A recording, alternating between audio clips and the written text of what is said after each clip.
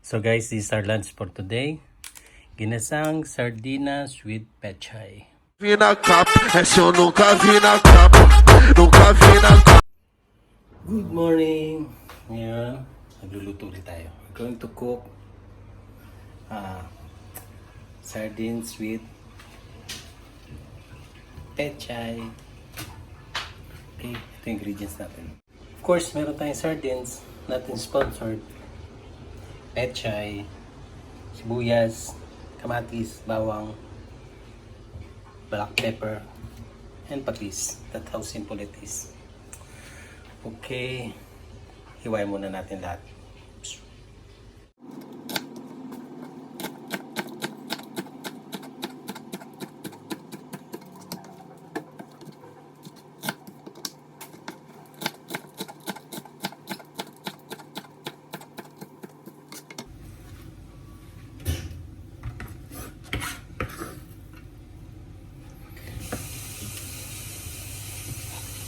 So we have tomato, chopped garlic, and onion. Ito yung ating pechay. Okay.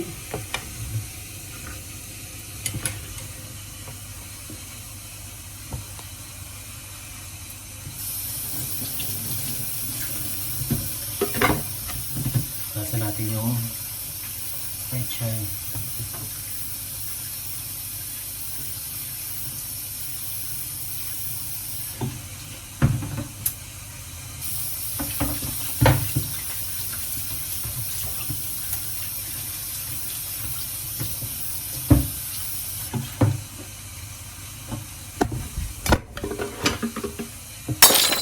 Magsak ang ating camera.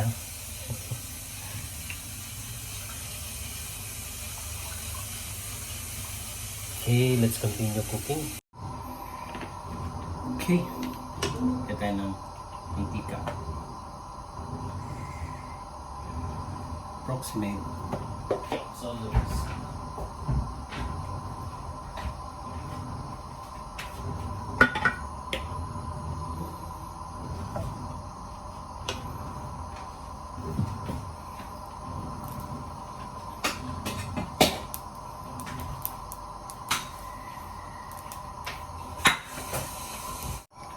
So mainit na yung mantika natin.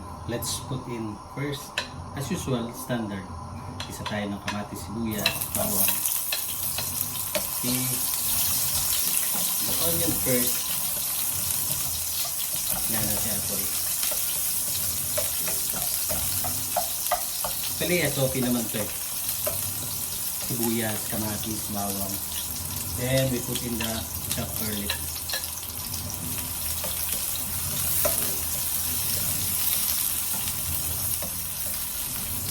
Then, sunod natin yung tomato. Okay, isa-isa.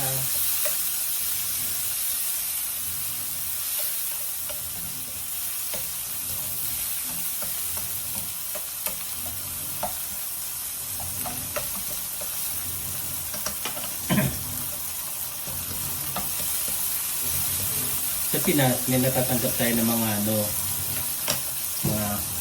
sardinas. So, to make it a bit okay, dumami siya. Pag haluan natin ng gulay, dapat may gisa-gisa rin. Huwag lang din yung direct na from the can, then iulamin na. Mas maganda igigisa mo pa rin.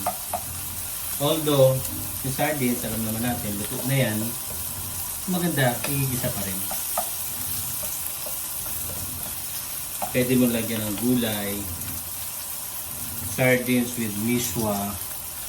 Magluluto rin ako dati niyan eh, may miswa. Pero just recently ko nalaman, pwede na yung palalagyan ng pechay. Dati lang, miswa lang lagi.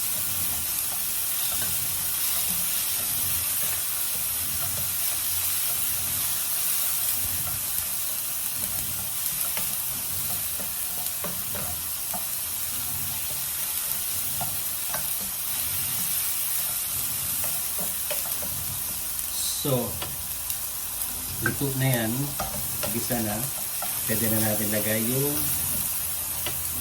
sardines. Buti nga madali na buksan yung sardines na isa. Oh, meron na siyang. Pero itong isa kasi wala siya. Magkaibang brand. Kaya muna natin yan. So, open it.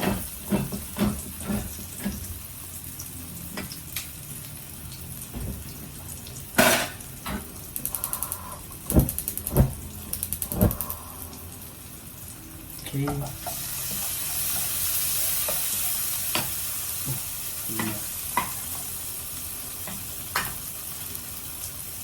Tignan natin buhos na yan.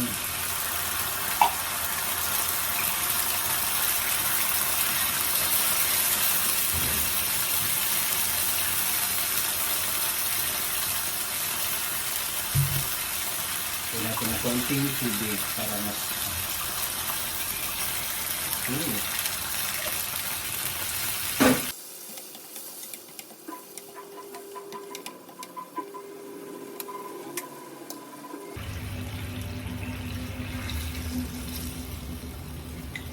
talagang pag-garnish natin mamaya.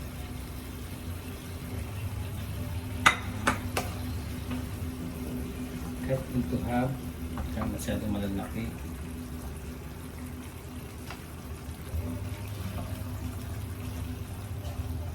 Kaya gisa natin ng konti yung sardines. Madali lang naman kung lutuin eh. It's because the sardines is already cooked.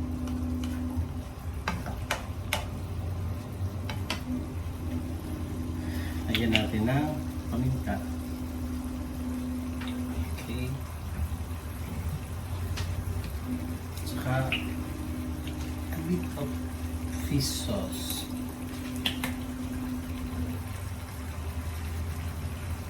You notice sa mga naluluto ko, I don't usually put salt.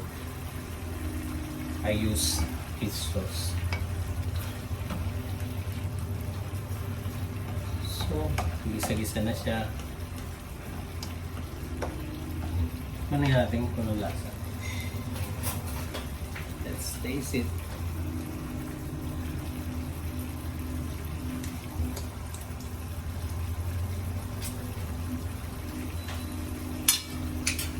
Actually, tabang siya. Spicy siya pero matabang. Okay.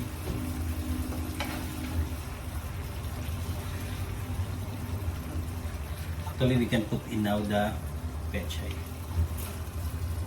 Put all this pechay. Okay.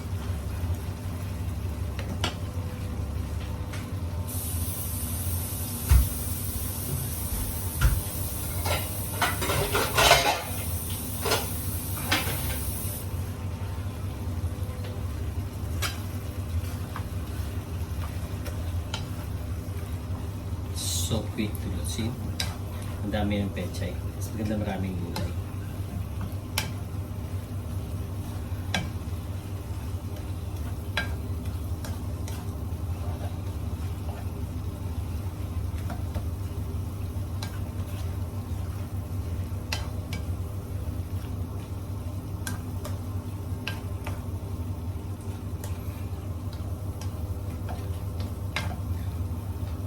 Lagyan natin ng konting sabaw.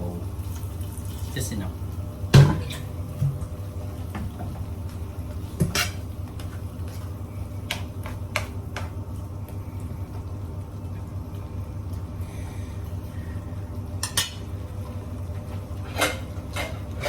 And let's simmer it for 2 minutes. Let's close it. Okay, we'll be back after maybe 3-5 minutes. Oh, it's boiling na. I think it's almost done. Ganun lang kabilis yung lutuin ito. See?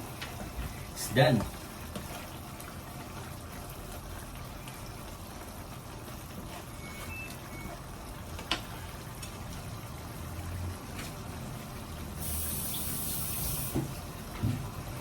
Let's taste it.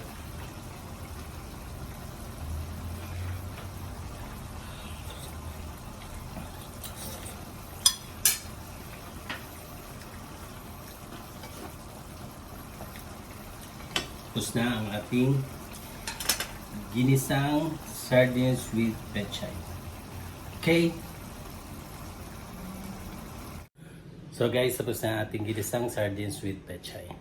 So, kakain na tayo. So guys, this is our lunch for today. Ginisang sardinas with pechay. And rice. Okay guys, let's have lunch. Thank you for watching. Watch out for my next home cooking. Bye!